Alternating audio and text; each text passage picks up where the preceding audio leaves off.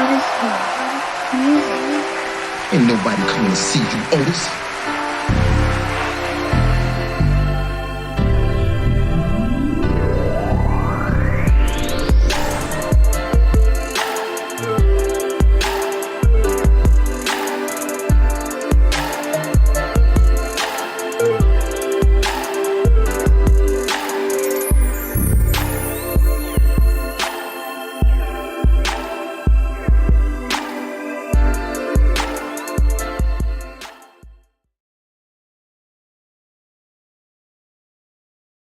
Hello, hello, hello.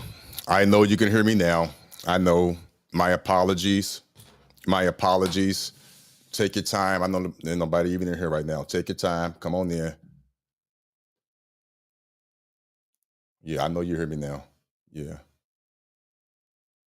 I know I'm going to give you people time to come on over. My apologies. I have my audio and everything fixed. I'm good. That was my fault.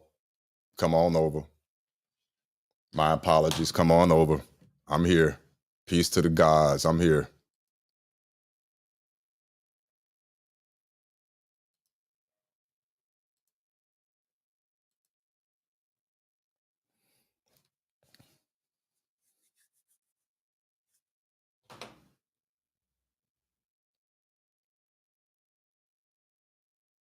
Did I cut that other one?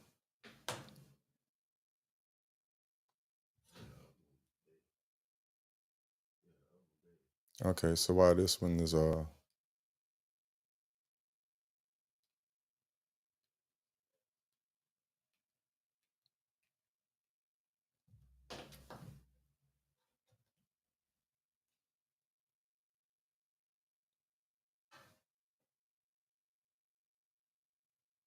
there we go. There we go. Okay. Come on in. My apologies. Let me get some music going. My apologies. I'm going to wait for a minute, and then after that, I'm just going to go ahead and get started. Of course, you could always come back and listen to it, but it's definitely my fault. My apologies.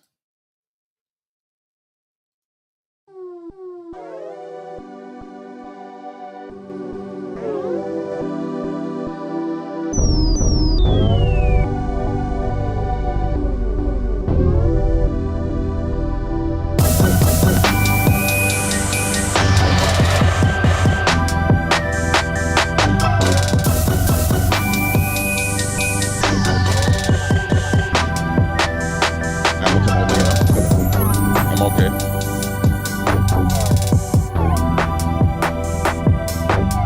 OtisWho. Music.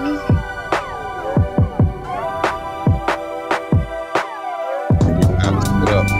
Mic check, mic check. Can you hear me okay? Everybody.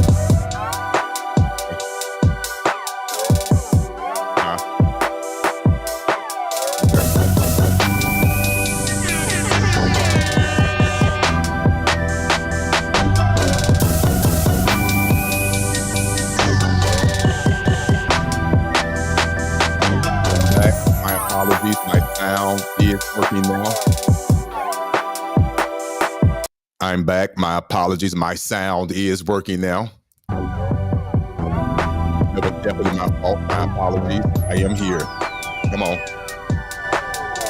I am here. If you can hear me, please put a warm word. I know you can hear me now. Again, my apologies. Put a one in the chat.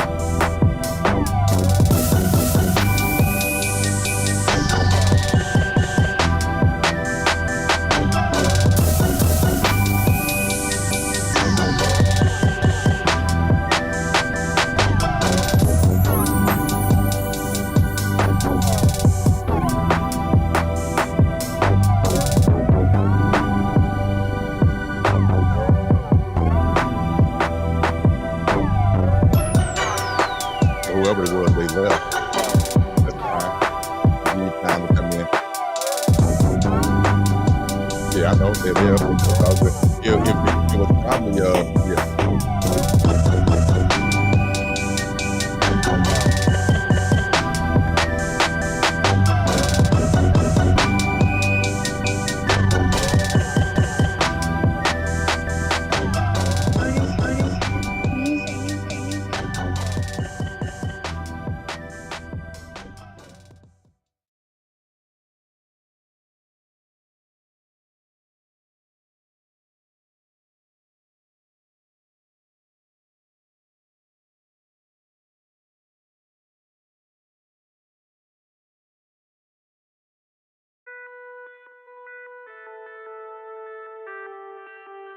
OtisWho. Music. Ain't nobody coming to see you, Otis.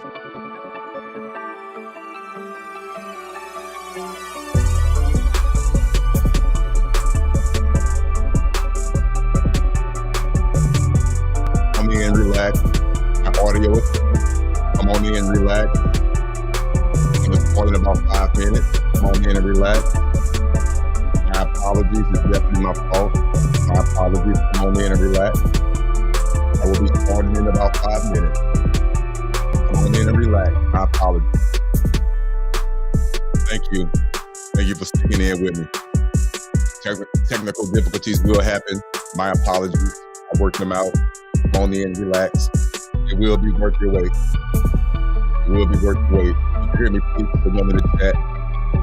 You can hear me, please put the one in the chat. OtisWho. Music. I see you, Dirty Wood. You can hear me, buddy. Can you put the one in the chat, please?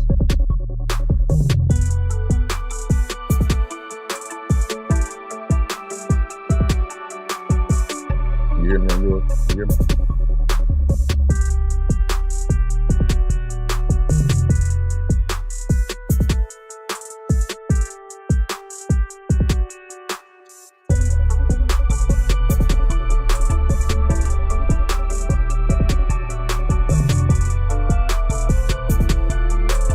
OtisWho. Music.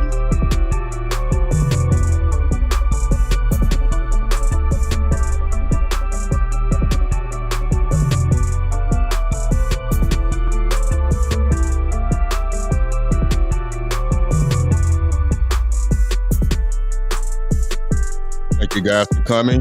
It's gonna start as soon as my song go off. Yes. Relax. I'm here. I got you. Again, my apologies for earlier. I was having technical difficulties with the audio, Music. but it is now fixed. It is now fixed. So as soon as this song is over with, I will get started. Thank you guys for hanging out. Thank you.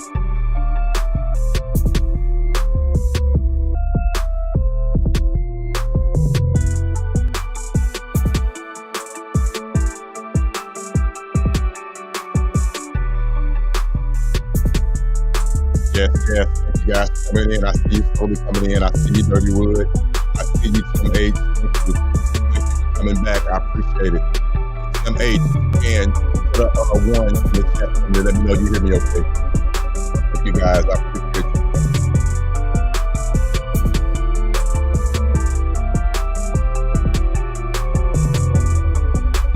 Hey. Put a one in the chat for me if you can hear me. Put a one in the chat if you can hear me. Somebody put a one in the chat for me.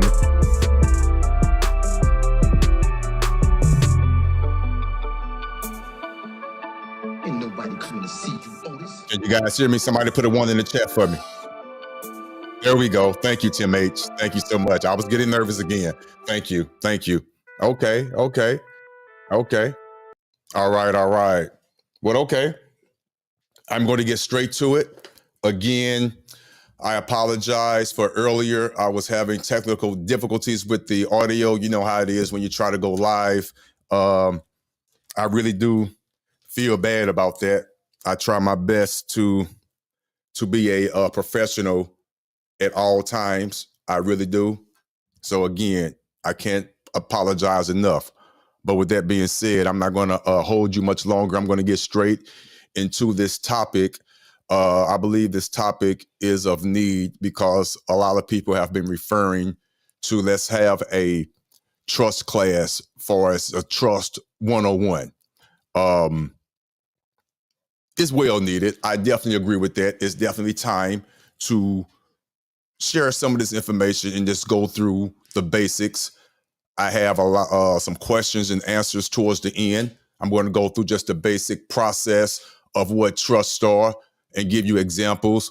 I'm mainly going to be focusing on the 508c1a trust. Okay, I will do another video regarding the living revocable trust, but this particular program is going to be more catered to the 508c1a, most definitely. I know if you guys already have them, that's beautiful, that's great. That's fine. You're definitely a step of the game, but I know there's a lot of questions out there from individuals who might quite not know how to move with that trust. So with that being said, let me begin. But before I start, please, if you don't mind, hit the subscribe button. If you haven't already, please hit the like button. Definitely appreciate it. And let me just turn on my little background music here. I'm going to play a real low. OtisWho. Music. Ain't nobody coming to Okay. see you, Otis. That should be fine. Hopefully it's not too loud. Okay. All right, well, let's get started. Welcome. Let's go to the Trust Course 101. This course is going to be basically deals with the teachings of how to use this trust. This trust is basically called the common law, irrevocable ecclesiastical trust. I'm going to say that again. Common law, irrevocable ecclesiastical trust. That is a powerful trust. You can put that right up there alongside your living revocable trust. It's a big difference, but this common law, irrevocable ecclesiastical trust is on a whole nother level. No other trust, seriously, even the living revocable trust, can hold up to the irrevocable ecclesiastical trust. And I'm going to get into that much later. During this conversation, you're going to learn the basics of a trust. I'm going to go over just briefly, on how you obtain an EIN for that trust. Also, how you can set up a business as that trust. And also, to show you basically the situations of protecting your money and your assets. Basically, when you start looking into trust, you will quickly be overwhelmed with the amount of information that is definitely available. I mean, everyone from the Harvard lawyers to the IRS has weighed in on the topic of trust. At least they weighed in on the type of trust that are in their jurisdiction. That's the key. There are a lot of types of trust out there, plethora, excuse my stuttering ass, a lot of trust. But only one trust is not in their jurisdiction. All the other trusts are in their jurisdiction. Okay? While there are millions of trusts, they're definitely in their jurisdiction, but this one is not. This trust, seriously, is proven to be impenetrable. For real. It cannot be penetrated if the trustee, if he or she knows what they're doing. Even if it's taken to court. Even if you take it to court, even if you have all your protecting assets inside that trust is sworn to keep it safe. It's sworn to keep it safe. But we'll get into that a little later, since the possibility of these trusts being in court is almost nil. But if you do present it in court, which you're going to learn in a few seconds, Ain't nobody coming you to won't see have any you, issues if you know how to stand on it. Let me get a little bit more into that.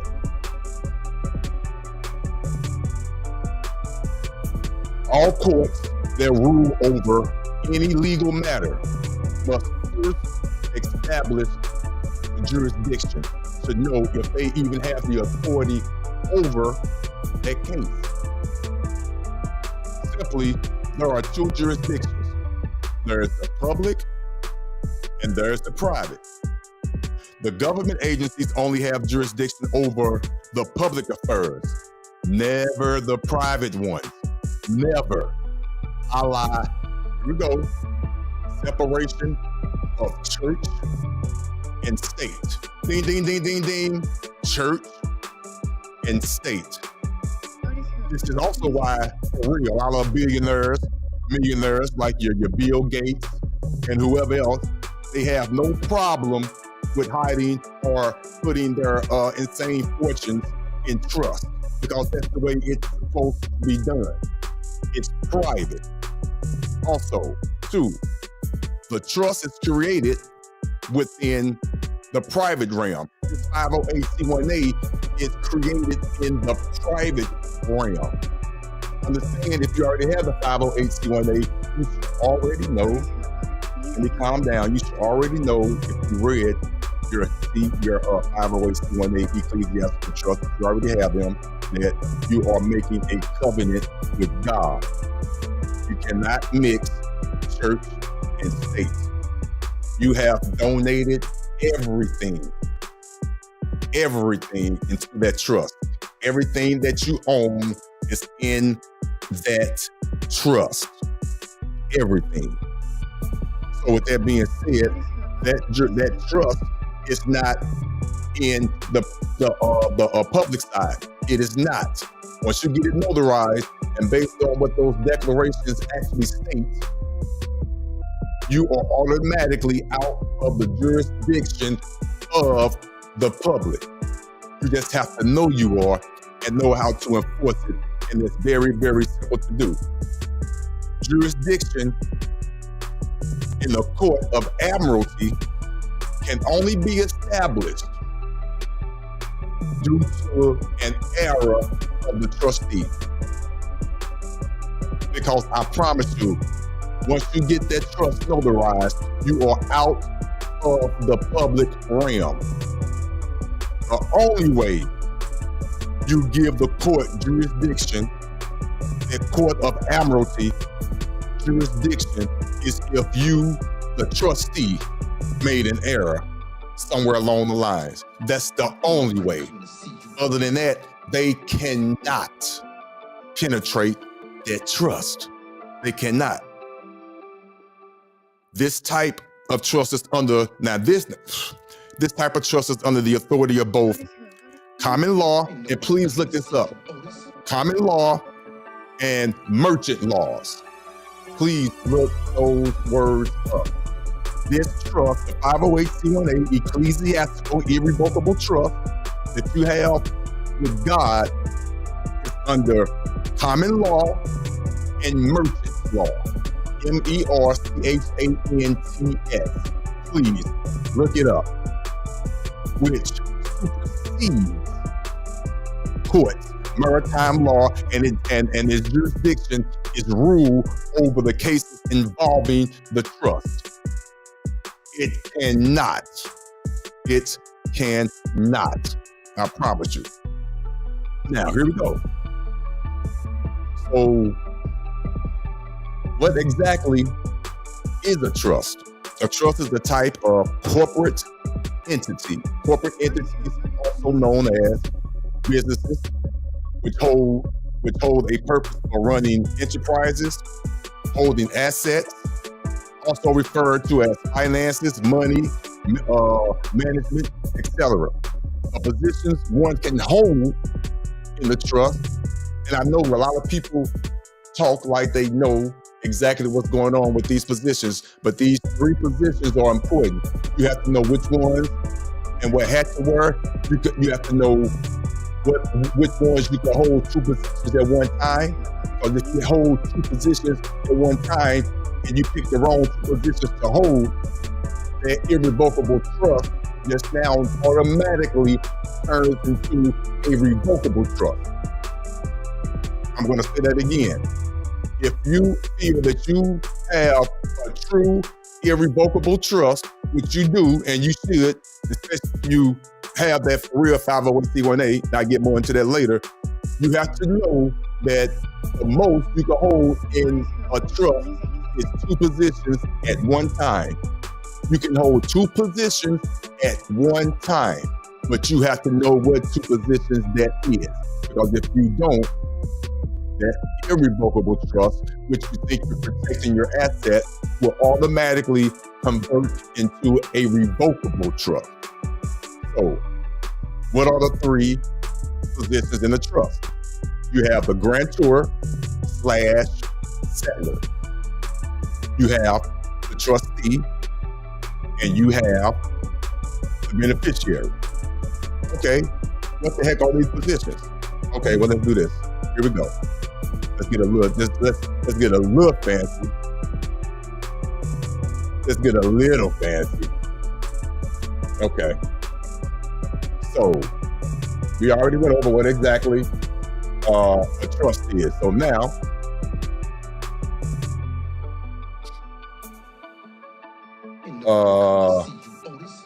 let me see here. Yeah, let's start there. We can go there. The grantor. A grantor is a person that has assets, whether it be money, property, etc., that they would like to put in a trust for safekeeping. A grantor makes donations to the trust. The grantor makes donations to the trust. A trustee is someone who manages the trust for the grantor in any way the trustee sees fit without limit. A grantor and trustee may be, here we go, a grantor, the person who created the trust and who donates to the trust, and the trustee, the one who controls the trust, may be the same person. Remember that. The only positions you could hold at the same time is the grantor and the trustee. You can only hold the beneficiary by itself. That's it. The beneficiary cannot have any other title. If you're the beneficiary, all you're supposed to do is just sit back and reap the benefits. That's all you're supposed to do. Let's get to that beneficiary. The beneficiary is someone eligible to receive benefits from the trust. There can be multiple beneficiaries to a trust. Those are the basics. No one can hold all three positions for a trust, or the trust, of course, is no longer a legal trust. One cannot be a beneficiary and a trustee at the same time. You cannot. One cannot be a trustee and a beneficiary at the same time. You just null and void and made your irrevocable trust illegal. Revocable, whatever you got in there, they taking it out. Please remember that. Know what's going on. Okay.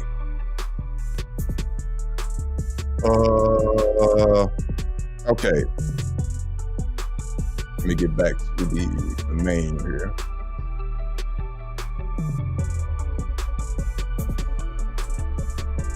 All right. What is this trust? This special trust now. This is the part where a lot of people, in my opinion, get conflicted.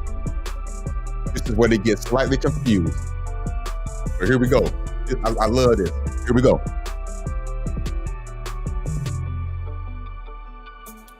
The trust that I focus on, that I also, which I talk about later, I do offer it as well. A lot of people offer it, that's fine. But I just want you to hear me out. The one that I offer is a common law, irrevocable ecclesiastical trust.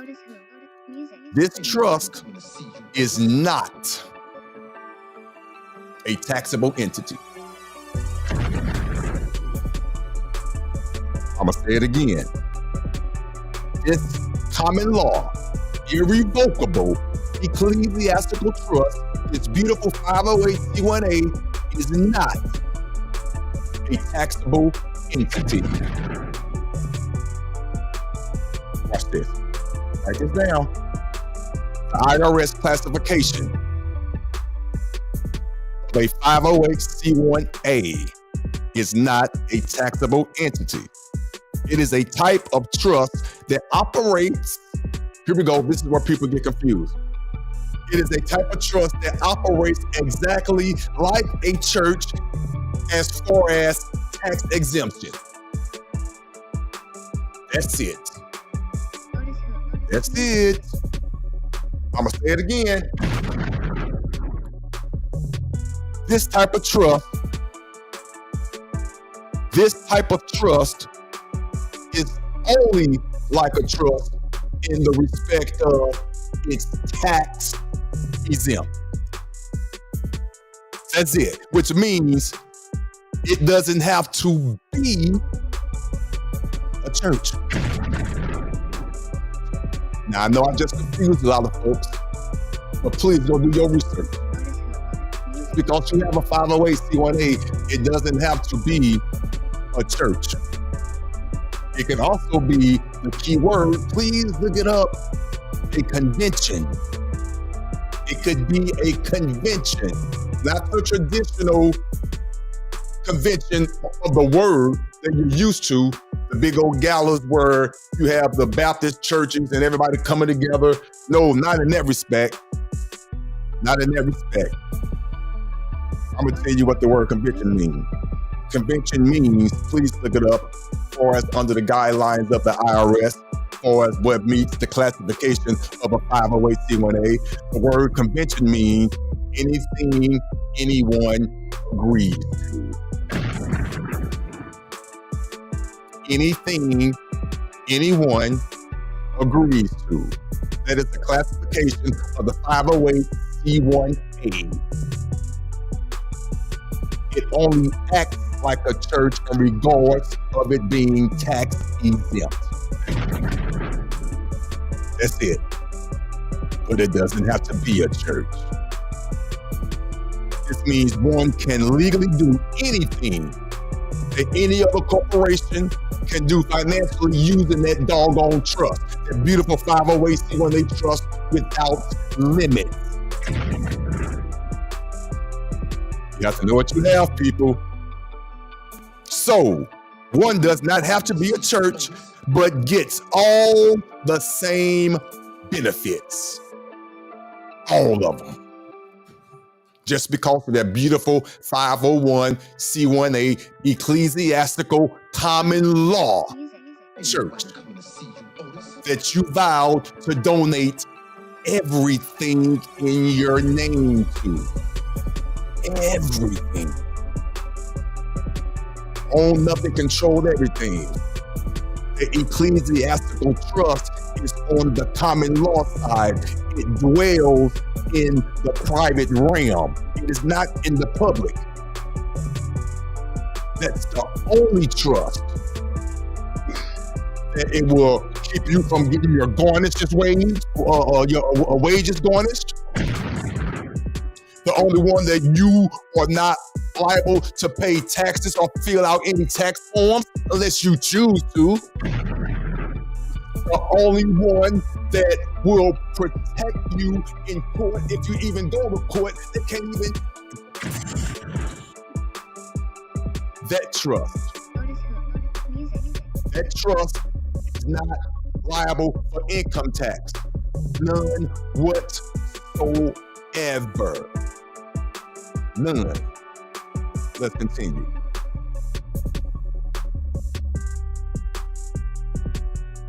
Okay.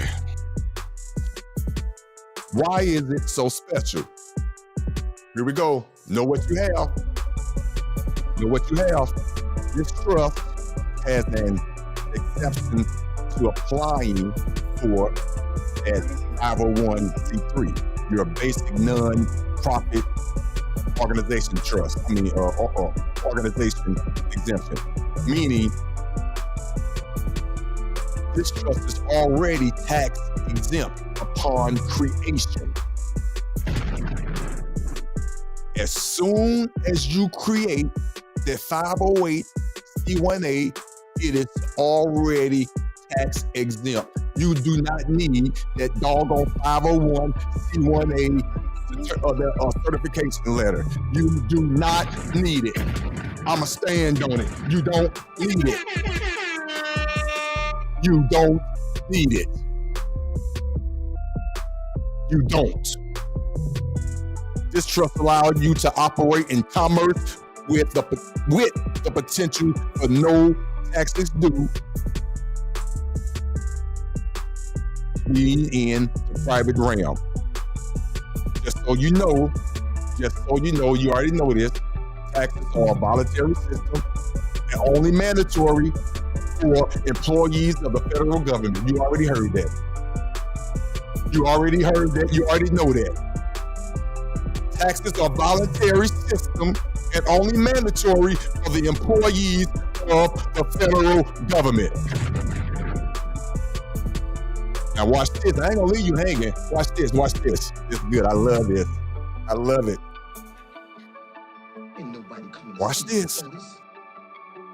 Now, if for some reason you do work for the government, listen close. You could donate your money into the trust. That's God's money. For real. If you work for the government, or if you don't work for the government and you got a job, which I apologize for that, donate it to the trust. And guess what? You don't stop there. It counts as a tax deduction. You're the donor. So not only are you donating your check, because it's not income, you're donating it. You're donating it to your trust. And it's a doggone tax deduction if you don't shut your mouth. How many of you got that 508c1a and ain't doing it? Ain't living through it? I digress. We good. We good. I continue. Oh, I love this. Okay. Here we go. Because I know somebody asking. Why am I not liable for taxes with this trust? I know you're sitting there. Why am I not liable for taxes in this trust? This trust is a USC, United States Code, Title 26, Section, I'm gonna say it again, U.S. Code, United States Code, Title 26, Section 508C1A Trust, which has an entity exemption, which has an exemption from filing for a 501c8. It has an exemption for filing for a 501c8 exemption. Look it up. Don't take my word for it. And I know I'm not the only one that did. I know I'm not. I'm just letting you know. Look it up. This trust allows you where I'm at. Okay, that means you do not have to file any forms with the IRS ever, except to require an EIN. Now, let me say this, because I know it's going to confuse some people, but I'm going to say it again. You do not have to file any forms with the IRS after you get this 508c1a established, except for getting your EIN, if you choose to. There are a lot of situations out there that, including myself, are doing things, and I am choosing to file other paperwork in order to, get some things done. But just so you know, and I want you to understand this, for real. If you have a 508c1a and truly know what you have, you could easily be content and stop right there. That's how powerful that 508c1a is. You can stop right there, knowing what you have just based on that. Donate your check into your non-taxable trust. Then you get a tax deduction on top of that. Everything is titled and labeled in your trust name. Everything, own nothing, controlled everything. If you just know how to do that basic stuff right there, just that basic thing, that trust alone will set you free. No exaggeration, none whatsoever. For real. Let me continue. Since the trust incurs no income, just donations. No income, just donations. You don't need to file any forms from the IRS. No annual forms are filed for this trust unless you choose to. Unless you choose to. I don't want to confuse you. There are methods out there. We know that if you choose to file taxes, whatever, you can. But I'm letting you know you don't have to. Hint, hint, hence, you could have more than one trust. That's all I'm saying on that. You got to understand what's going on. Stay with me. Stay with me. So, let's go over this important message one last time. You never have to file a single form with the IRS with this trust, except to acquire an EIN number. As per rules of this trust, via IRS code 508C1A. Please go look it up. United States Code Title 26, Section 508C1A. One simply gets the EIN and operates the trust. And that keeps the trust doing commerce that way. If you have, and I'm gonna say this, if you say you have a 508C1A trust and you don't have two of them, one for commerce and one for non-commerce, and they both are named the same thing, in my opinion, this is just me, and I got the right to my opinion, you don't have a true 508C1A trust. You're not operating it correctly. You're not getting the assets on the one that you're establishing credit for with the one doing commerce, and taking the assets that you got the one from commerce and placing it into the one that has not been done and put in commerce. That's how one is truly done. You get the one with the commerce, you build the commercial credit up with that particular entity, you transfer the assets automatically over to the one that's not in commerce. And it's non-taxable. You're not hearing me. That's truly a 508C1A trust. In my opinion, that's just me. Just me. We having a conversation. We just talking. I continue.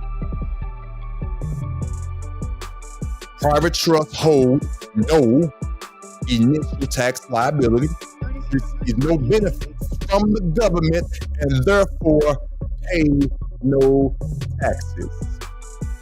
I'm gonna say it again, because that's real important.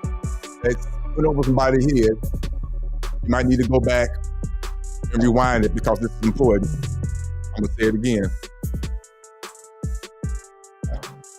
Private trust holds no tax liability, receives no benefits from the government, and therefore pays no taxes.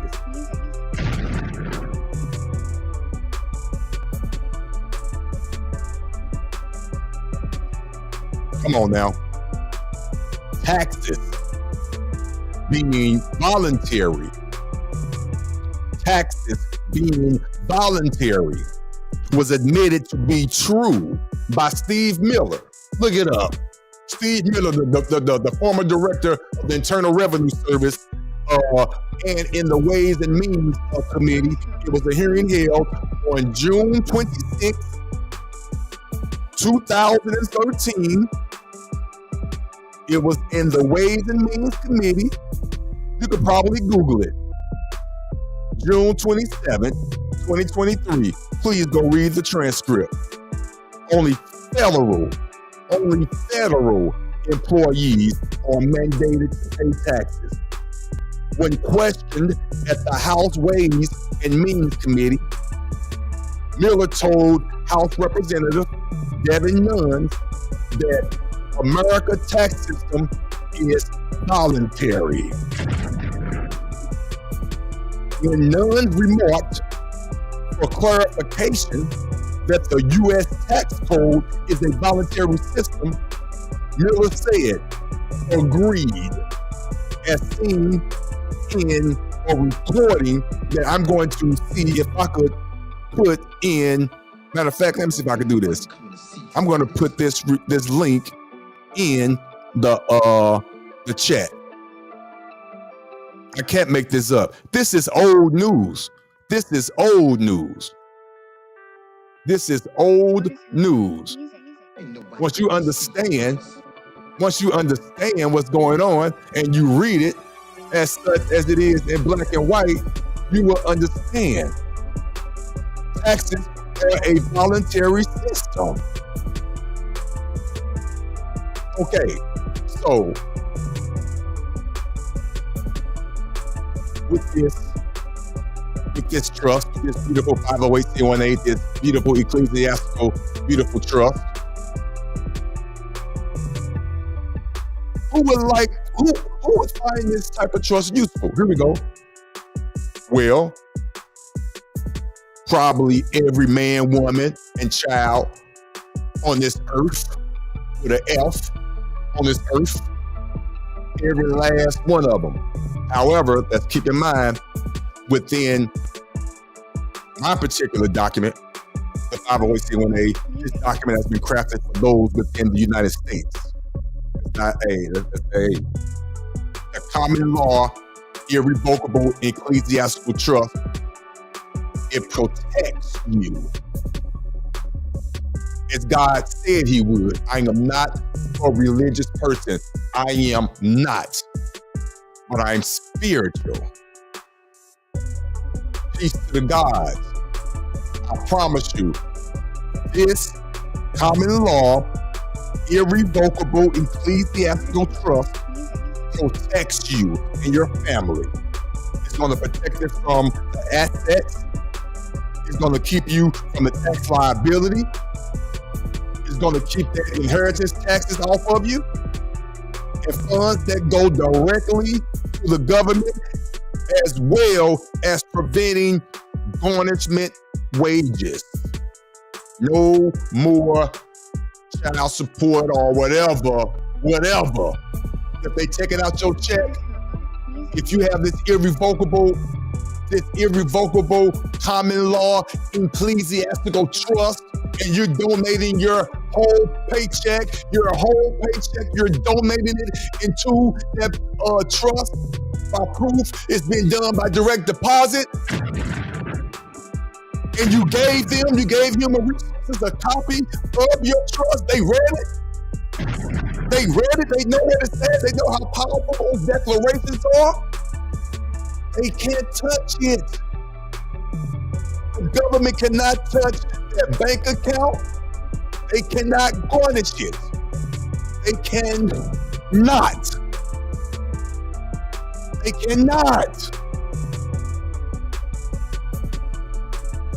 You have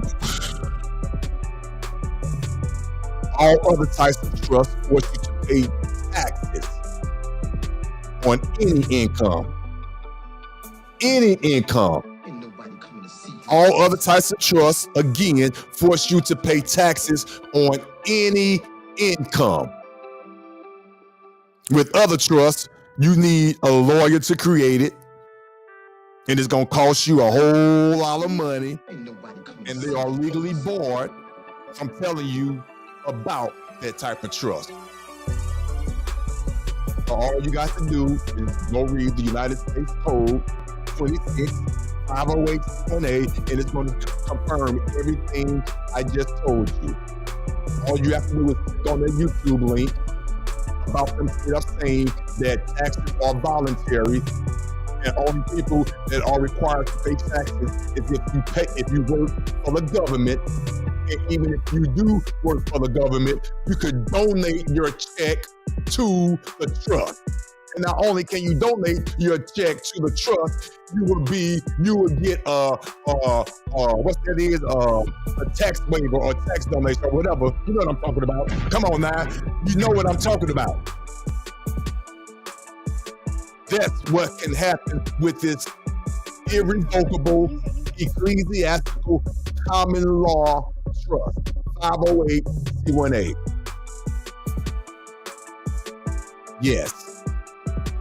Yes. It's easy. It's easy. You get the trust, pick out a nice name, preferably your name or something, whatever. But whatever it is, you got to have the name, the word trust behind it. You know, get you an EIN. It's a specific way to get the EIN. A specific way to get it. For educational use only. The information that I'm spewing and talking is for educational purposes and entertainment purposes only. That's it. You better go do your research, though. You better go do your research. Please go do your research. I'm just talking. Go do your research. Go do your research. The trust. The 508c1a that I know some of you already have. Beautiful. That's great. What I offer, like I said, I offer the trust as well. Both of them. You get the one for commerce. You get the one not for commerce. And you will get instructions on how to use them. You will also receive, just for edification, over 5 hours of questions and answers, step by step, exactly how to get the EIN. Again, it's a specific way to get it. It's not complicated, but it's a specific way. A specific order you have to click and check those boxes when you go on the IRS website. It's not complicated, but you have to pick the right boxes. I will show you exactly how to do that. There's over, again, like I said, over 5 hours of questions and answers and quote unquote many tutorials on how to do this, how to do that. All your questions will be answered. Along with that, I will show you how to do the gun trust. You get a lot. You get instructions. You don't just get the trust, you get the instructions on what to do with it. Everything. And you will get the understanding and the know-how to know what to do with any other trust you decide to create. Because believe it or not, as you know, you should know, we're living within a trust right now. You just don't know it. I'm aware of the trust that they created for me and all the other trusts that I created myself and all of the other trusts that I create on a regular basis. I'm well aware of all that. Yes, I'm well aware of all that. You have to be. Oh, something wrong with the link. Okay, Dirty Wood. I'll correct that. I'll correct that. But if something wrong with the link, all you have to do, and my apologies, just go on YouTube and put that in. Let me give you the information again. I definitely want people to go look it up. Thank you for bringing it to my attention, Dirty Wood. My apologies. This took place. Let me see. This took place. It was Steve Miller, the former director of the Internal Revenue Service, in the Ways and Means Committee hearing on June 27th, 2023. June 27th, 2023. Let me see if I can click on this and see. Let me see if this dog, it won't work on my dog. Okay. Well, yeah. But that information right there should be enough for you guys to pull it up and do the research. Ways and Means Committee hearing on June 27, 2023. You can just put that in the search engine of YouTube or Google, and it's going to pop up. Ways and Means Committee hearing on June 27, 2023. Yes. The representative name is Devin Nunes, Nunes, Devin, Dedin. Yes. Please go look that up. Okay. All right. Let me see. Let me see. All right. I know there are some questions and answers, so I have a whole lot of list. I have a list of questions and answers that I'm going to go through, and hopefully this will help you out in the future. Okay. Let me see where we at. Here we go. Let me look through the chat real quick. And if you have a question, please drop it in the chat. I'm going through it now.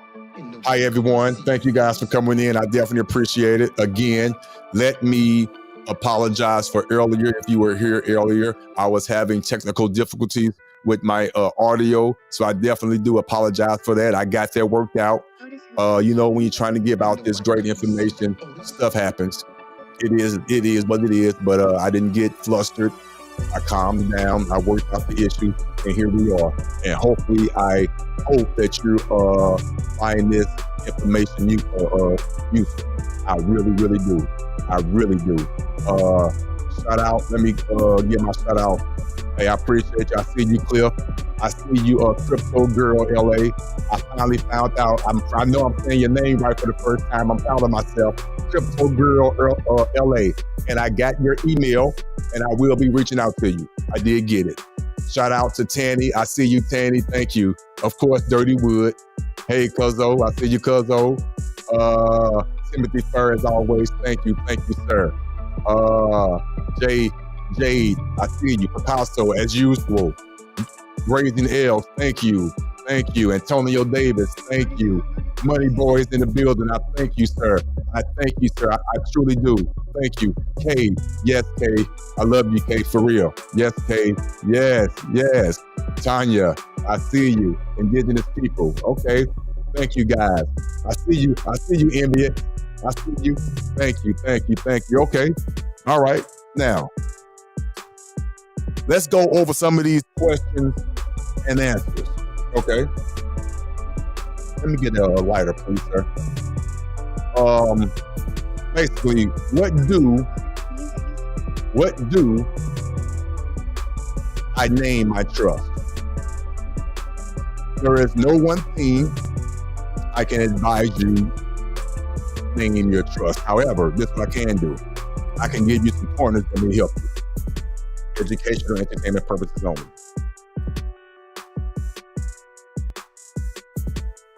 This name should make it easy to open a bank account.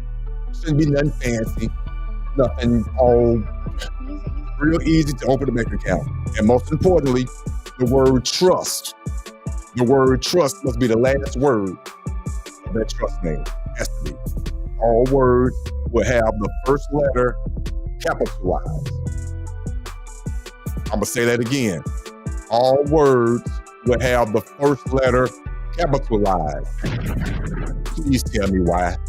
Somebody in the chat, please tell me why. The name of your trust, all first letters will be capitalized. You, please, yeah, all right. That's all I'm going to say.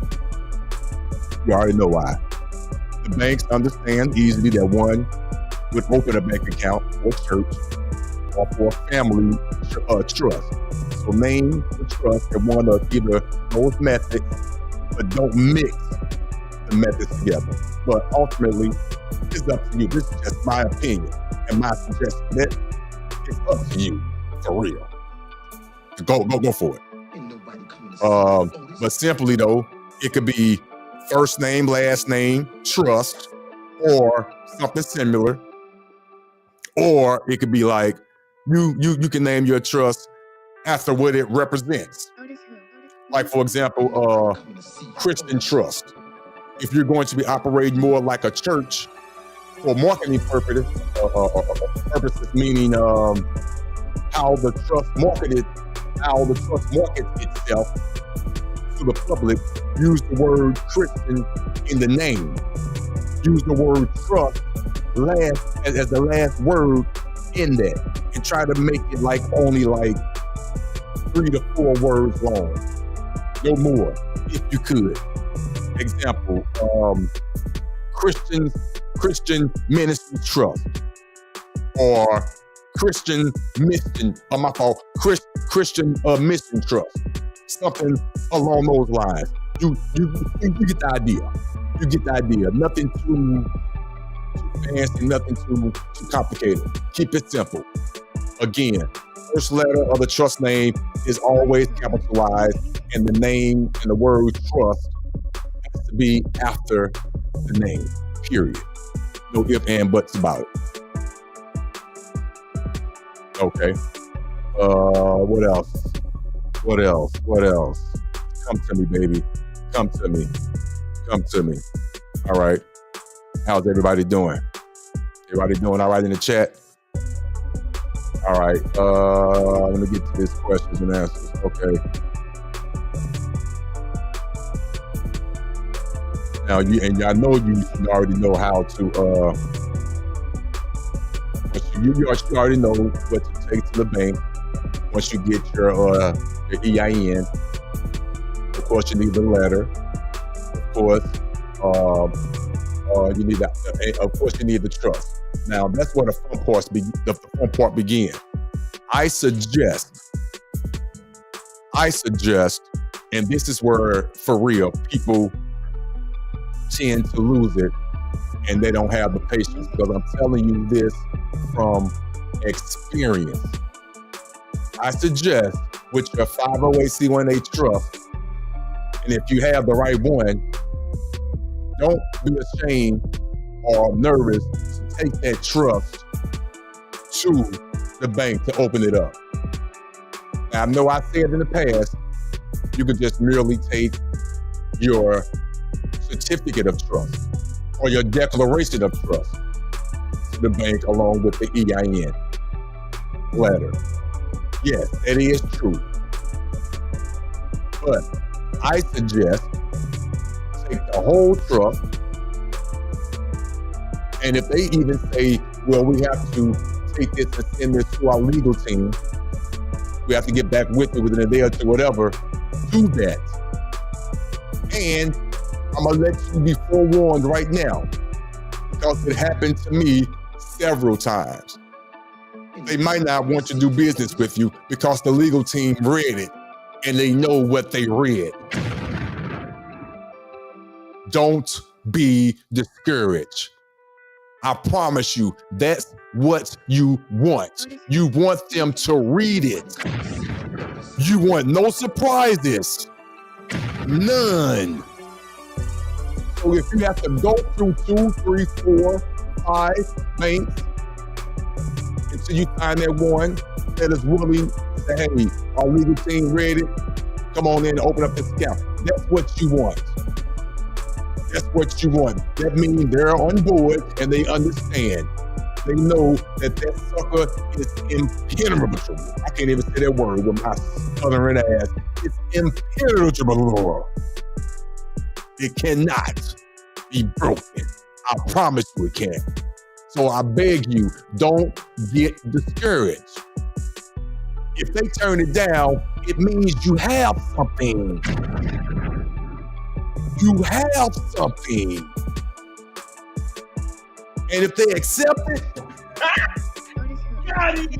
you good. Because they got it. They accepted it. The lawyers accepted it. So now you have a trust account now. And now you have a institution that you can take all your other future trusts to now with no problem. But I digress. Don't get discouraged if the bank says no. Don't.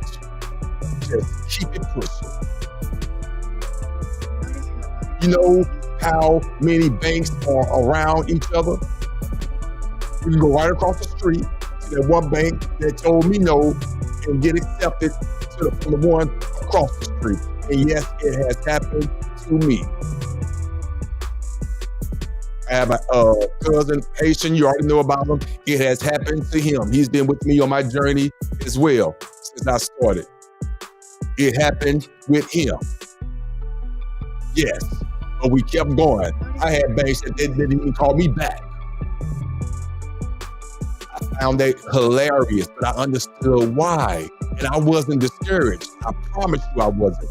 I knew what I had. But when I found that one bank that accepted it, I was good. And I have over 5 of them there right now with no problem. But let's continue. Do I need to have a successor trustee? No, you do not. This is only mandated by some banks, and it is therefore optional. You don't need a successor trustee. Do I recommend you have one? Yes. You need a successor trustee.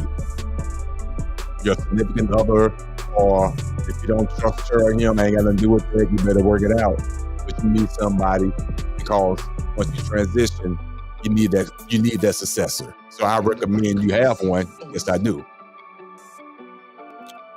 Is a beneficiary name in the documents? Great question. Is the beneficiary name in the document? No. The trust is private. You don't name the beneficiaries. Now, I'm not going to go there, but there are some exceptions that if you choose to name the beneficiary, go for it. But those exceptions are rare, very rare.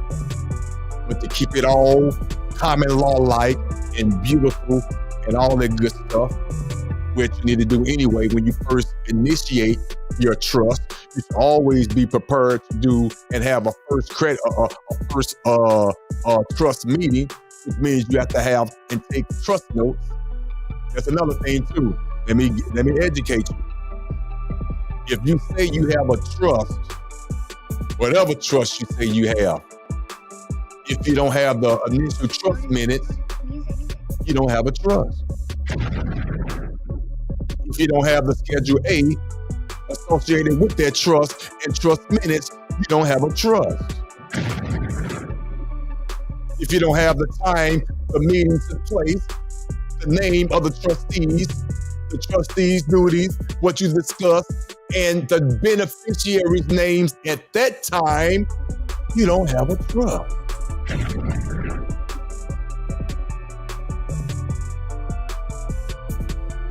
Okay. Where is my tax exempt from? Where is my tax exemption form from the IRS? Great question. Where is my tax exemption form from the IRS? There is no tax exemption letter for the 508c1a. I'm going to say it again.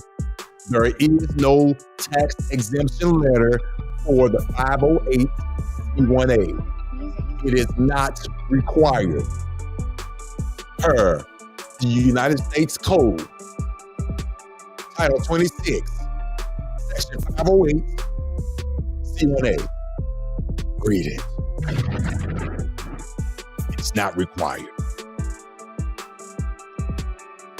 I just received, now here we go, listen to this, because this is, okay, here we go.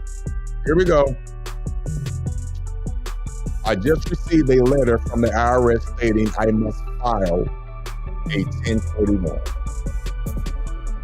Everyone that applies for an EIN or trust gets one of those letters. Yes, you do not have to file a 1041. Yes, I know you've heard me say in the past and present right now that based on whatever type of processes that you choose to do based on your educational and first of all, this is for educational and entertainment purposes only. We just talking. I do what I want to do. This is me doing it. You ain't got to do none of this. I'm just talking. But I do know this is to be fact. This is in the IRS publications. This is in the United States code. So this is fact. This is not even up for debate. It is not. I don't even want to hear it from you. It's fact. You do not have to file any tax forms. You don't have to file the 1041. It is to your discretion. It is to your leisure. Can you? Yes. And those that know why, that's beautiful. And that's all I'm gonna say about that. But as of right now, to not confuse anyone, if you want to be content with just, which is beautiful, which is more than enough, you are way ahead of the game. You have no idea. If you just want to be free just by the basis of having a 508(c)(1)(a), beautiful. You can stop right there. No taxes filed, no tax liabilities. Everything will be donated into the trust, and you will move as such. Everything will be named in the trust name, everything. Everything, the vehicle, everything. It's easy to get the vehicle name put in the trust. All you need to do is take your certificate of trust down there with your title and have them put the trust put the vehicle in the trust name. Do not put do not get insurance in the trust name. No, this is for entertainment purposes only and educational purposes only. Do not get insurance in the trust name. No. You can still get the insurance in your name.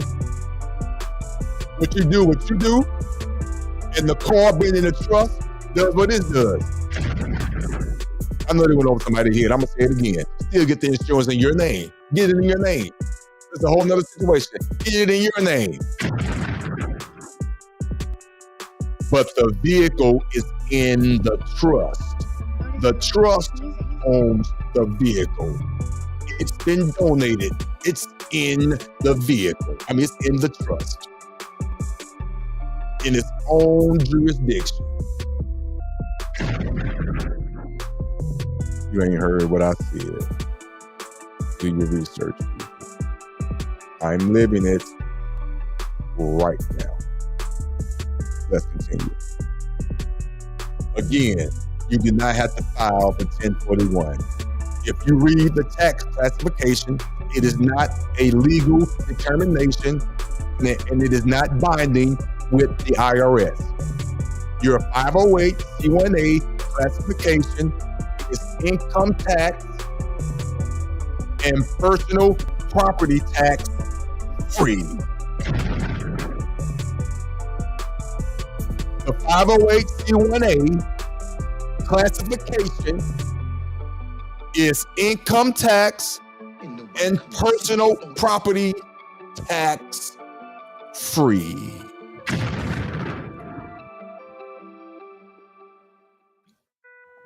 Here you go, buddy. OtisWho. Music. Ain't nobody coming to see Otis. There is no tax exemption letter for this 508(c)(1)(a). The trust does not take in income.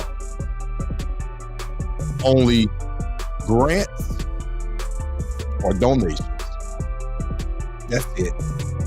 No income, no I word. The 508(c)(1)(a) trust only takes in grants and donations. You are either granting money or you're donating into the trust. You're granting into the trust or you're donating into the trust. Can I apply and get credit cards in the trust name? Yes. You can apply for credit cards. The private trust with the EIN is allowed to participate in public commerce. The first thing you should do, the very first thing you should do, in my opinion, And we just talking. This is for entertainment purposes only. Entertainment and educational purposes only. When you open up your your irrevocable trust account at the bank,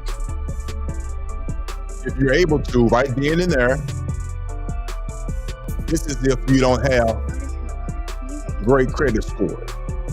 If you don't have a great credit score and you know you can't get a credit card, then that's when you ask for a secured credit card on that account. Do not accept the debit card. I don't care what nobody said, because I used to do this. I promise you I did this, and I didn't get hemmed up or nothing, but it defeated the purpose when you just mess up one time.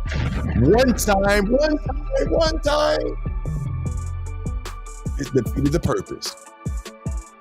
True story. I was at a Costco because I'm good. I will always use my debit card, and I will always bypass the PIN. Always. I'm good. Except for this one time it happened. That one time I'm at Costco. Costco don't take, I believe it was Visa or vice versa. They didn't take MasterCard. And most debit cards, I'm not gonna say most, mine is a MasterCard. And it didn't take it. So I had to use it, if I'm not mistaken, something like that, as a debit. And I had the food already in there and all that. And yes, I tripped. But one day, don't know when, it was a couple of years ago, doing my research, and it just came to me. Ain't nobody coming to see you. I promise you, and it's common sense. And it's so simple. And I know you agree with this. I know you do.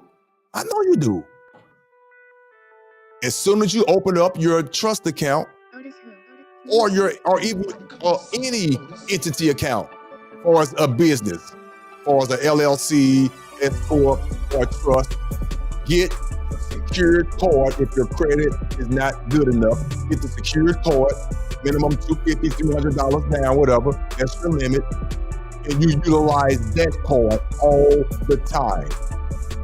And you set it up for auto pay. So of course, every month you never miss the payment. Please have the money readily available for it. Don't miss the payment. And that's building and starting to build credit in that trust name, in that other business entity name. That's the first thing you should do. Do not get the debit card. No, get the credit card, the secured card. If you're credit worthy, you get the unsecured card. If you're not credit worthy, get the secured card. And 6 months down the line, around that time frame, along with doing the other minor stuff, the net 30s and yada yada, you are building and establishing a great payback score for your business, which is 10 times way better, as you know, as your personal credit. That's what you're doing.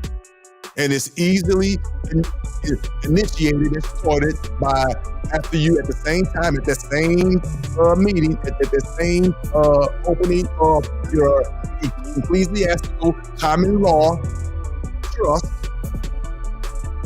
irrevocable, I forgot that word, at the same time, inquire and open up that secured or unsecured credit card, and don't accept the debit card. I digress. That's just the beginning, the basics. Yes. Okay. Can I put my money into the trust and not pay taxes? Music. Here we go. Listen to what I'm about to say. You must pay taxes owed. If you earn the money as an employee, even if you grant that asset into the trust, you, the person, still owe the tax incurred. Consult with your CPA, if you got one, for real, to know what taxes are owed as that person after assets has been granted. So you got to take care of that first initial tax. Do not be under the impression that initially going in there, yes. What you say, Tanny G, I got you. But I'm gonna say that again. I want you guys to hear me. Because I've never heard anyone actually say it and break it down like this. I'm just being honest. I heard, of course, one person, and that's the person that I got this information from. Of course, this is not my information. I was taught this myself. I'm just. OtisWho. Music. Yes, I hear you, Dirty. Okay, yes. Yes, Dirty. Yes. Here we go. You must pay taxes owed. There's a way to pay that. That's a whole nother. You know, Dirty, come on now. But for the masses, for clarity, you must pay taxes owed. If you earn the money as an employee, and that's the key word. That's the key word. If you earned it as an employee. See, I don't work. I don't have a 9 to 5. But keep listening though. I got something for you. Because that key word was employee. You're an employee. So yes, you have to pay taxes on that. But check this out. I got something for you. Can I modify my irrevocable trust? Can I modify it? Yes, you can. But it's the way to do it. It's the way to do it. It's called the consent modification. You can either assign a trust protector in a future meeting with the provisions that allow him or her to step in and exercise a very specific modification power as defined in the trust agreement. Yes, you can. Or get the authorization from the grantor/creator and all the beneficiaries and make any and all changes you'd like to on that document. It can be done. Yes, it can. But in a very specific way. Trust protector and or grantor/creator and all the beneficiaries. Y'all can come together. Y'all can come together and make the changes. Yes, you can. Can I have my paycheck from my employer? I have my Social Security checks placed into the trust. Here we go.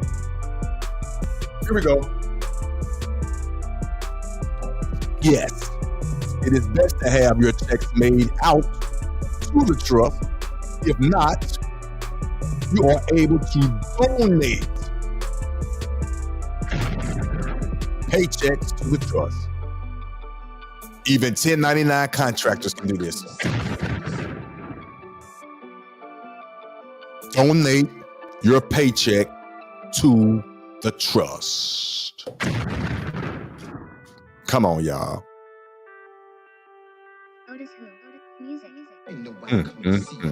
What happens when a company that files taxes ends up paying the trust? Does employment cause tax liability? Here we go. Okay, hear me out. That's a great question. I'm going to read it again. What happens when a company that files taxes ends up paying the trust? Does employment cause tax liability? Which basically says, what they're basically asking, does the employment of the trust cause a tax liability? Is there taxes to be owed? There is no liability for you when contracted through the trust. There is no liability for you when contracted through the trust.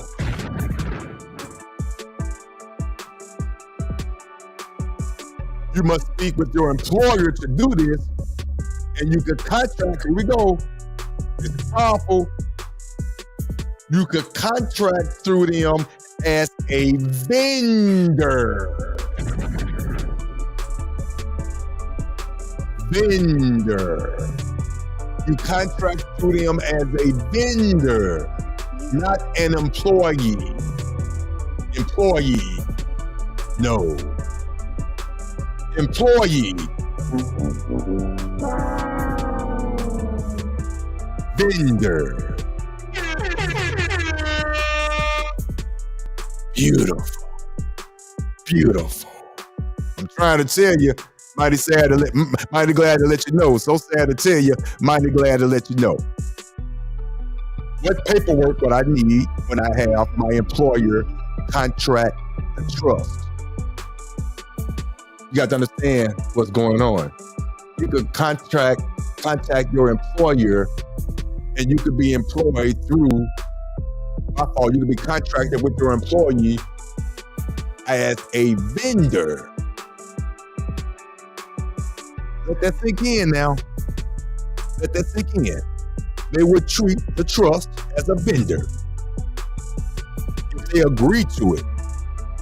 Each circumstance is unique. I have to say that. Now, they can do it. They can do it, but if they agree to it, they have the right to not do that. That's all I'm gonna say on that. Each situation is totally unique, based on what type of individual you are at your job, based on what you do, based on what type of company it is. Each situation is different, but just know, those of you who are familiar with that term vendor, and you see the vendors come in and out of there every day, all day, whether they're backing up with their box truck or they're coming through changing the vending machines literally, or they're dropping off their copy paper or their toner cartridge or whatever. Those are vendors. You get it? Those are vendors. So that's how you would do that. But again, that's a unique situation. Now, if you can't get that part done, donate it to your trust. Just donate the income. Donate it. It's not the end of the world. Just donate it. Sign it right on over to the trust. Better yet, like my wife do, direct deposit. Straight into the trust. With no issue.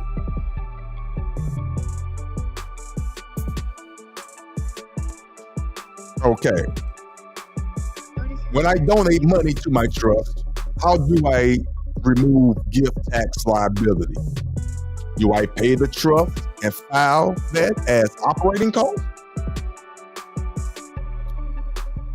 Put the money into the trust as the grantor, and it's not a taxable event. Put the money in the trust as the grantor with a simple statement. Date, transaction time, all that good stuff. Real simple. It is not a taxable event. I hope you guys are listening to what I just said. It's only income received as a person that will incur tax liabilities. Trust cannot create income, as all funds put into the trust are grants and thus non-taxable. Huge.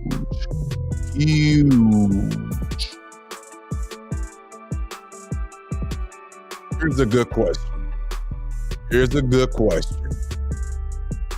Now, for real, if you understand what I'm about to explain to you here, then you good.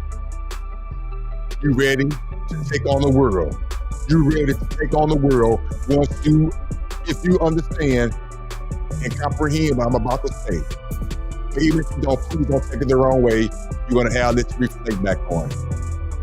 Here we go. If I need a business license, how do I get one and still have protection with the trust?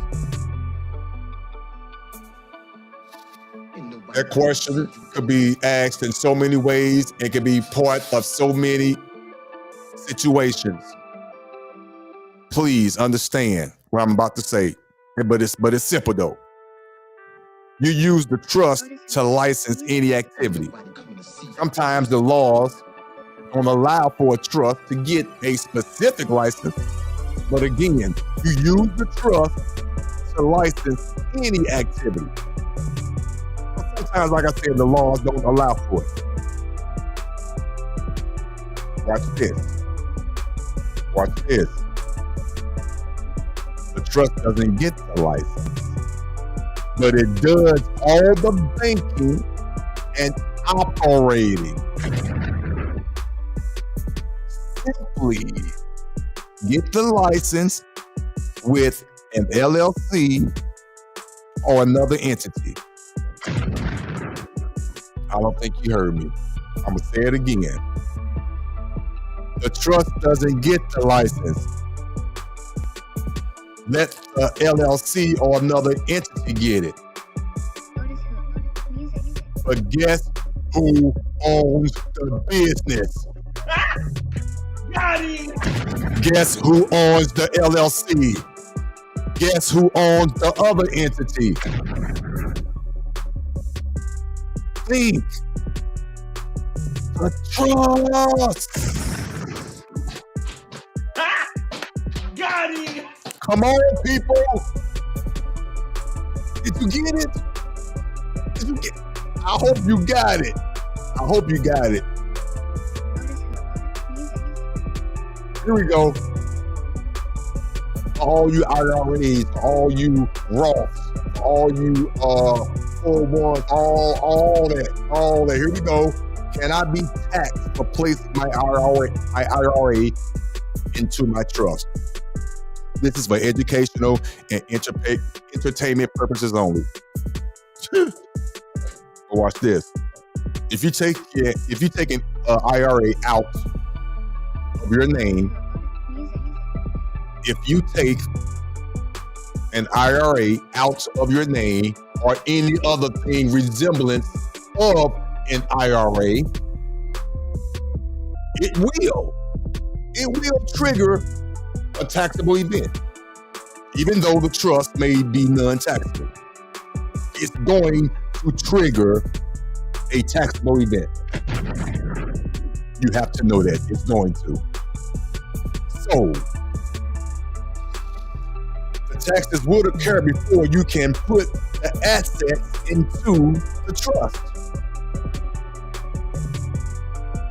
When you take it out of your name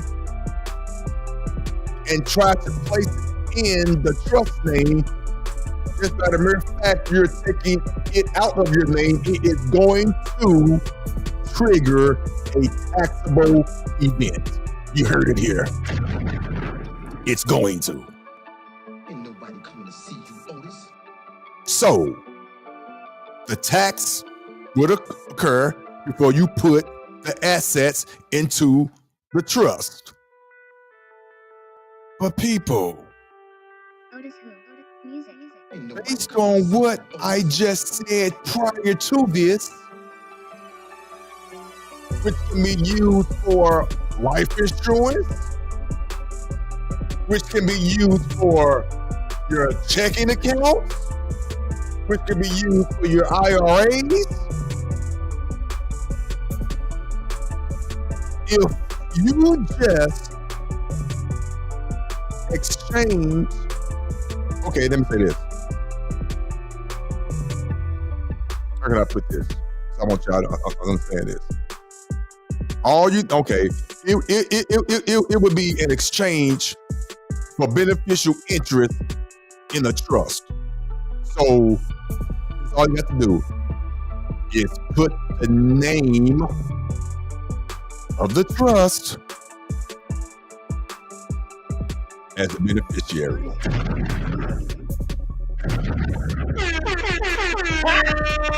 Got it. You didn't hear what I said.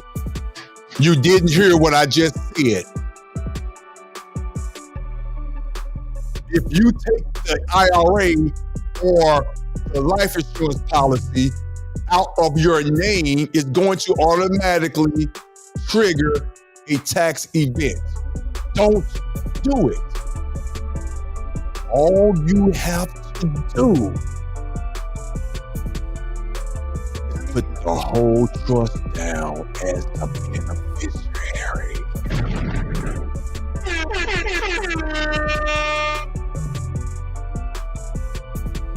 Think about it. The trust is the beneficiary. The whole doggone trust. Which means there was no taxable event needed. There's no need to quote unquote transfer it. You made the beneficiary the trust. I don't think you understand. I don't think you understand. I don't think you understand. I don't think you understand. I don't think you understand. That's what you just did. You made it a non-taxable event. Right there. And you can hold and use that trust to hold, and you can hold other assets, all that in them trusts. One, no government anywhere has any right to prevent you from entrusting your assets to anyone, including the trust. None. They can't do it. Ain't nobody coming Two. to see you, Otis. Two, if you transfer ownership of your assets to another entity, you no longer own them. If you no longer own them, Ain't nobody coming to see you, Otis. no one can take it from you. Come on. You have to understand what's going on. Come on. This is beautiful. For those of you, and it's probably too late, I was already on it.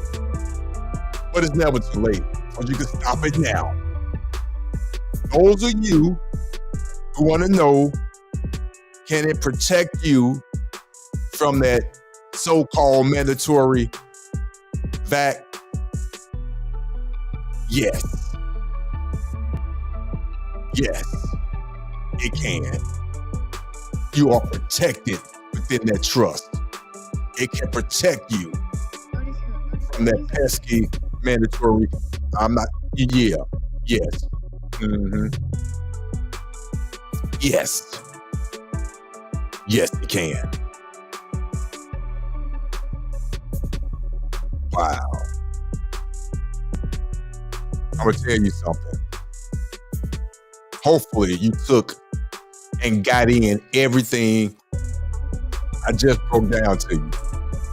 Hopefully you can reflect back on this because it's going to be up. I'm not taking it down. You can please go back. Hopefully I answered a lot of questions. Again, if you already have the 508c1a irrevocable common law trust, beautiful. That's fine. That's great. You already got it. You gone and do your business. A few people are selling it. Beautiful. I as well have it with a donation to offer you. Matter of fact, basically a brief rundown. My 508c1a packet will come with 2 trusts, one for commerce, one for non-commerce. It will come with the instructions on how to utilize and start a gun trust for those of you who would need a gun trust. It will also come with over 4 or 5 hours of visual and audio questions and answers, and in some fashion instructions on what to do step by step when you get stuck. It comes with a step-by-step process on what box to click when you're applying for your EIN, because you have to acquire the EIN a particular certain way. You have to hit the right boxes. You really do, seriously. You have to. If you already know what you're doing, that's fine. By all means, take care of the situation. That's fine. But there's a certain way to do it. Okay?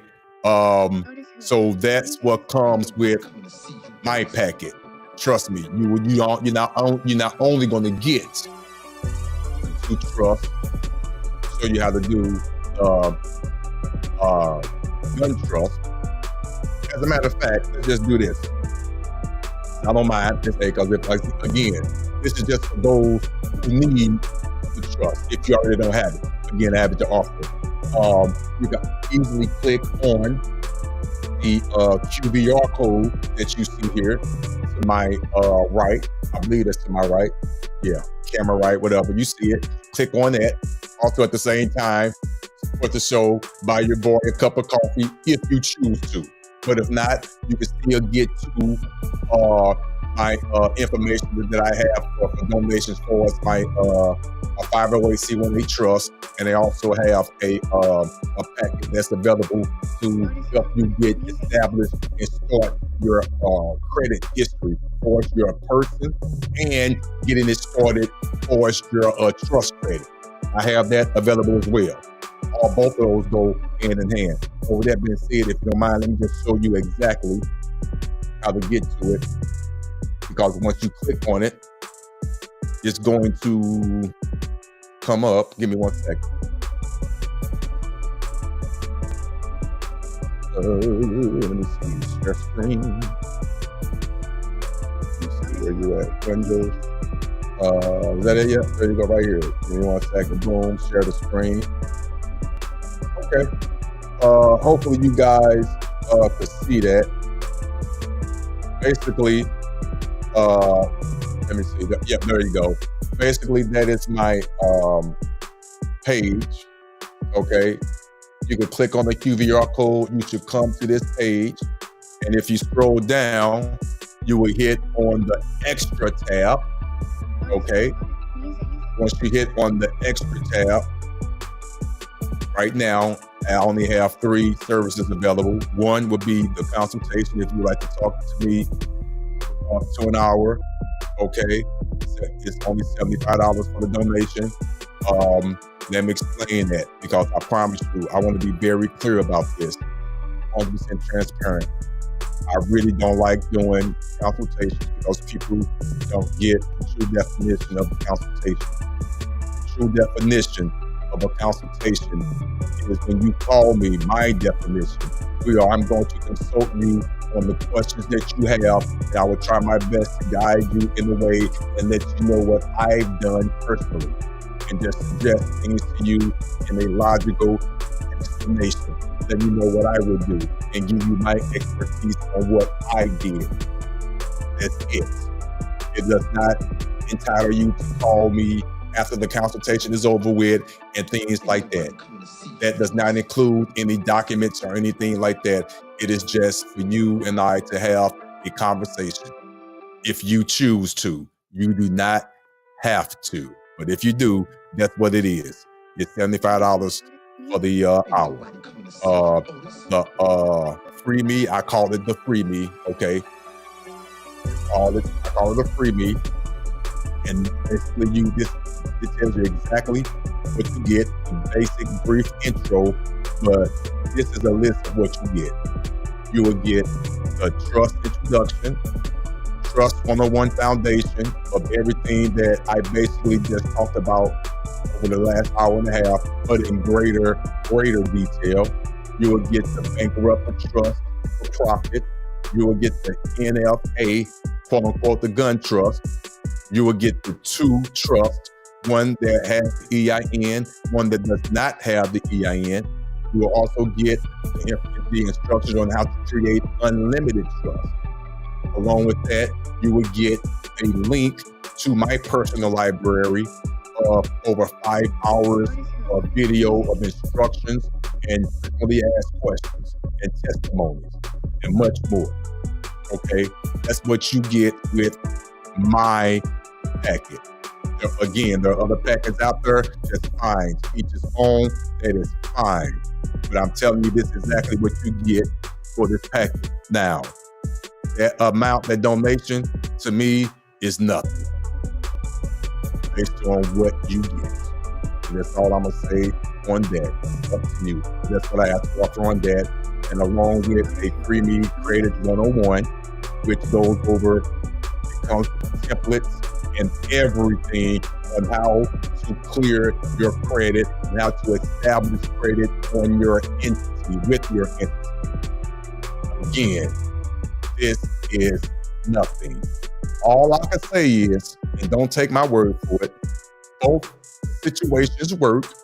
And if the person or people who decide to donate and get this, and once you realize where I got this information from, and you can go do your research on how much their donation is, you will thank me. That's all I'm gonna say. And for the record, you don't have to make not one move. You don't have to do none of this. The information that I just shared should be enough for you to go out and do your own due diligence and get your own trust and things like that, and move and do what you have to do. You do not have to, but just in case if you wanted to get it from me, of course, I would love to help you. I would love to get you on your way, and you will get a lot for the donation. But again, easily get to the site by clicking on the QVR, and you will come to the site. Again, just click on it, and that's how that works. And also to support the show. You know, I appreciate it. Just buy your boy a cup of coffee. Yes, I'm drinking it right now, but it's only if you feel like that I'm worthy and the information is definitely useful to you. But let me check the chat to see if there's any questions and comments and everything. And hopefully I answered you guys' questions. Does anyone have a question in the chat regarding what I talked about and everything? It's hour and 43 minutes. Yeah, that's a good time. Please, all jokes aside, I mean, I'm serious. Could you please put a 1 in the chat if you feel like the information that I shared was useful? Please do not hurt my feelings. I'm so serious. I need constructive criticism. Can you please put a 1 in the chat if you feel like the information was useful? I definitely appreciate it. Also, please subscribe to the channel. Please like the channel. Thank you so much. I thank you so much, Timothy Kerr. Thank you, Cuz. Thank you, Raising L. Thank you, Crypto Girl LA. I thank you so much. Seriously, I thank you. Yes. Does anyone have any, I see you, Gary. Yes, I do. Does anyone have any questions in the chat? Does anyone have any questions in the chat? If you don't know how to use the QVR code, you could definitely put it in the old school way. It's buy me a coffee, as it sounds, buymeacoffee.com/OtisWho. buymeacoffee.com/OtisWho. If you don't have the means and know how to use the QVR code here, you just put it in the old school way, or the link is definitely available in the description of the video. But yeah, let me see here. So there's no questions? Yes, okay. Hopefully I didn't keep you too long. I had fun. And again, I do apologize for earlier. I really, really do. I was having issues with my audio, and things happen for a reason, because again, I don't mean to step on anyone's toes. I didn't realize that my counterpart was going live, M-Dub, was going live at the same time, I was call myself giving, some time to go live like it usually does. But it happens. But it happens. Things happen for a reason. Because my audio show didn't work, so that's fine. So hopefully this time felt as fit in everyone's slot, and you were able to come in and get the information that I was so wanting to give you for a long time. So please, with that being said, you can always go back and definitely reflect on what I said, get the information. Hopefully I answered a lot of you guys' questions.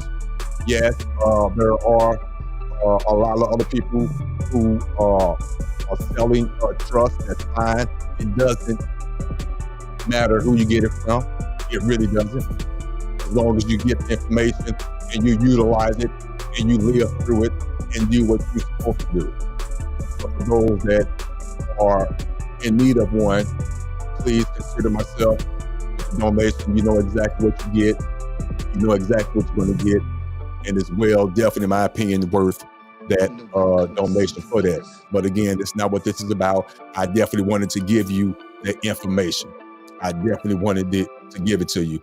But with that being said, I see that there is no questions out here. So yes, it's almost 2 hours. I'm going to cut this short right now. But again, I thank you. Please subscribe to the channel. Hit the like button.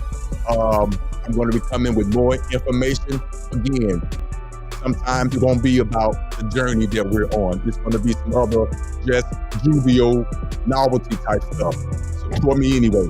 I appreciate it. Hanging there with you. And sometimes I will mix them both when I deem and feel it necessary. But hey, stay tuned.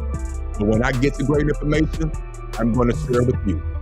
And with that being said, peace to the gods and OtisWho. Music. Ain't nobody coming to see you, Otis.